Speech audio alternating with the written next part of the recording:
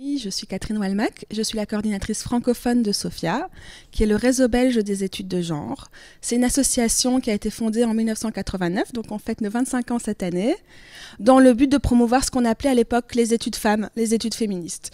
Puis les termes ont évolué, et donc on parle maintenant d'études de genre, donc on est le réseau belge des études de genre.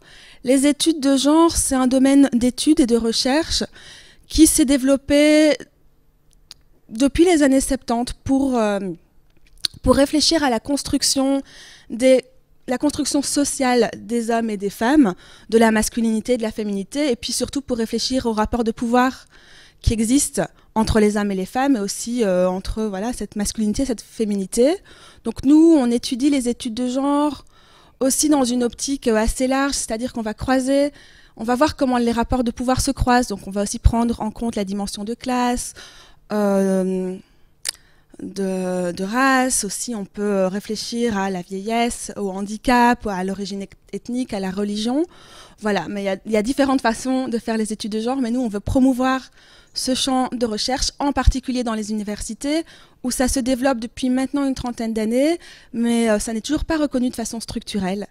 Donc en tant qu'association, on travaille à ça.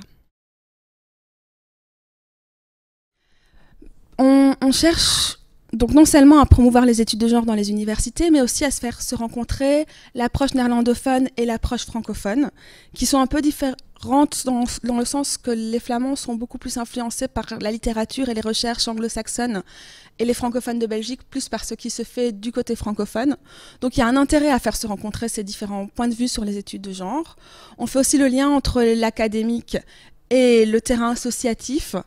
On essaie, oui, de garder cette vision critique des études de genre, de la mettre en avant. Et puis, bon, on travaille dans les universités pour faire du réseau entre les chercheurs, les chercheuses et les aider à donner plus de visibilité aux études de genre. On en a entreprise beaucoup ces dernières années, mais la plus récente, c'est qu'on a travaillé pendant 2 années, en 2009 et en 2010, à une étude de faisabilité pour la création d'un master interuniversitaire en études de genre, qui a été sponsorisé, financé par l'Institut pour l'égalité des femmes et des hommes. On a réalisé un rapport là-dessus qui est paru en 2011. Donc l'idée, c'est vraiment d'ancrer structurellement les études de genre dans les universités pour qu'elles ne dépendent plus des personnes, qu'elles ne soient plus précaires, mais qu'elles y soient reconnues, qu'on ne puisse pas les en déloger facilement. C'était un travail de longue haleine. On a beaucoup travaillé à essayer de créer du réseau aussi entre les différents acteurs. On a prouvé qu'il était possible et nécessaire d'avoir un master en études de genre en Fédération Wallonie-Bruxelles, en Flandre, et si possible un master commun. Alors le résultat de cette étude pour le moment, c'est qu'un master en genre et diversité va être lancé, un master interuniversitaire en Flandre à la rentrée.